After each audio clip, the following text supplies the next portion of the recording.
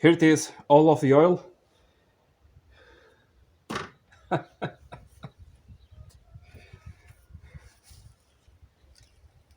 Oh my god! Here it is. What is wrong with this picture? Can you see it? I think you can.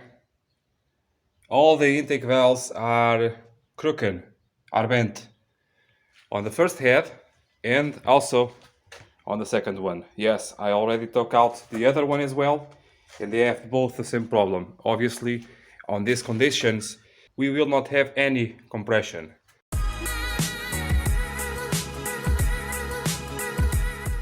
Okay, the problem is here.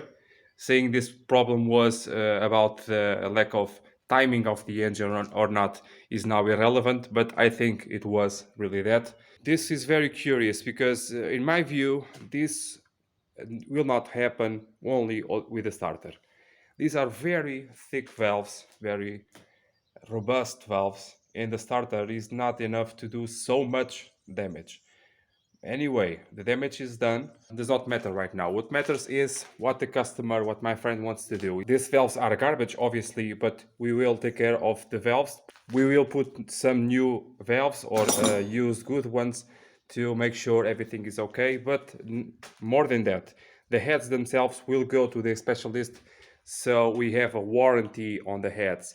The specialist will see, like I told you on the video of my Bialbero donor engine, if the valve guides are good, if the sealers are good, if all the measurements are good. So we have a warranty on both of the heads. Now, above that, what is really bothering me are the cylinder liners, because they're supposed to be new or remade, and no, they just clean them on the inside, and I can see very well the scratches up and down.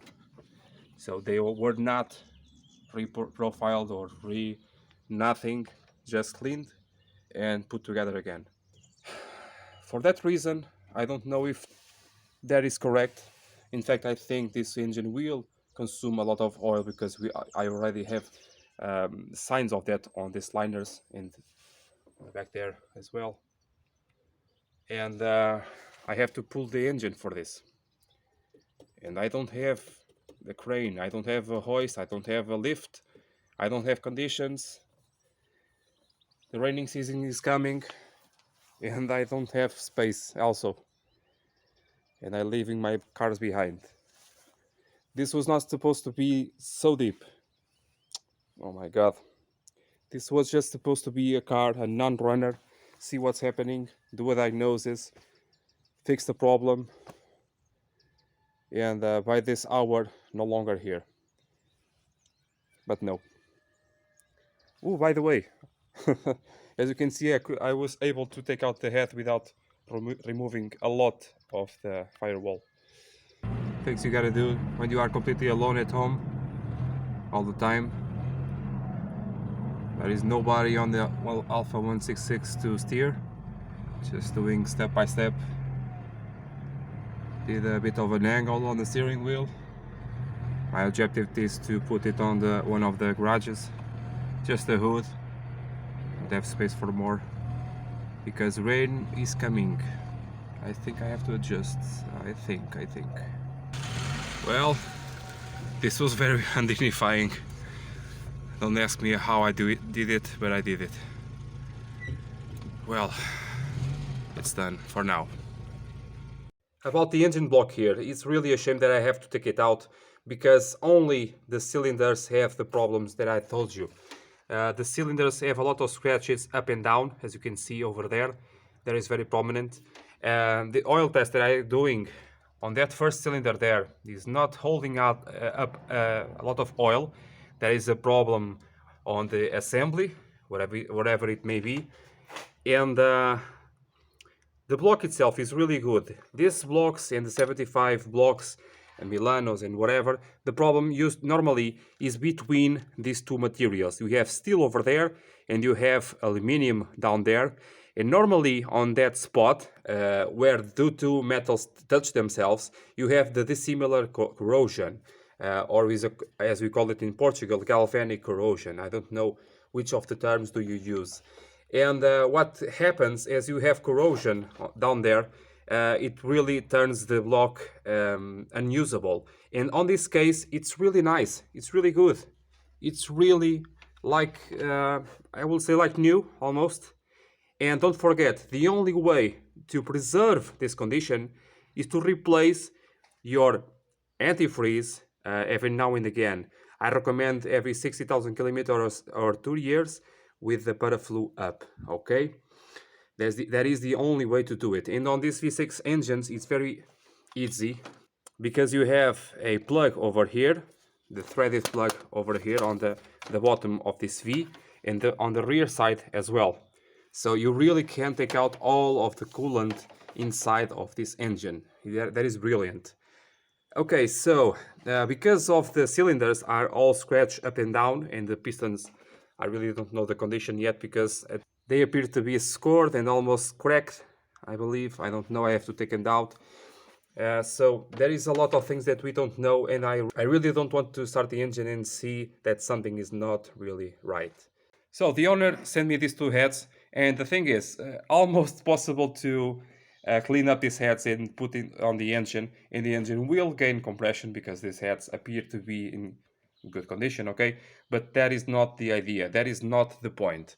These two heads, along with the two heads of the car, will go to a specialist to be very well worked on and very well investigated, because he wants to do two really good heads for this engine, and the other two, if possible, save them for a future project.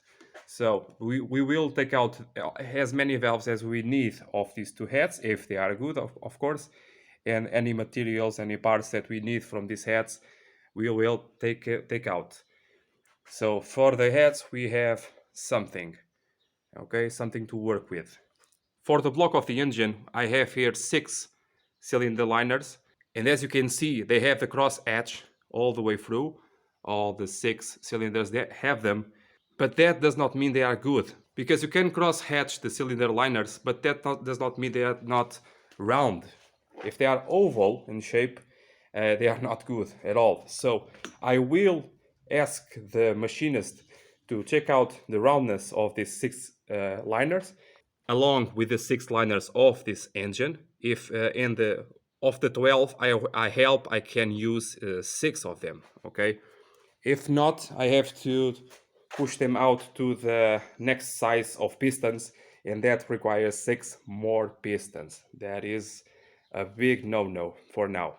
So, but let's see step by step if we can deal with that. Also, my friend, the customer of the workshop where the car came from, sent me more gaskets, head gaskets, valve cover gaskets. Also, he will send me 6 of those for the cylinder liners, very special, those O-rings, and various gaskets for intake, water pump, camshafts, and whatever, okay? What did you do if you were on this situation? This is very difficult to manage. Can you understand this? 4 years on the workshop, at least 2 workshops this car was, and none of them could make the first workshop could not make the engine at all, and the second one did this job. The customer already said to me, and you know it, that if this was not to do now, if I don't do this job, the car will go to the scrapyard. And I do want to save every Alfa Romeo that I can, but at the same time I'm leaving behind my projects, my works. That 155 there is there for maintenance, and I cannot do it, and I don't have time. So I hope I have some rest here with the Alfa 166 for now, and start to do some work on the Alfa 155. Tell me on the comments below what you think about this. What do you think the customer should do? What do you think I should do about this new, about this new playlist, about this new series? And I see you next time, guys. Bye!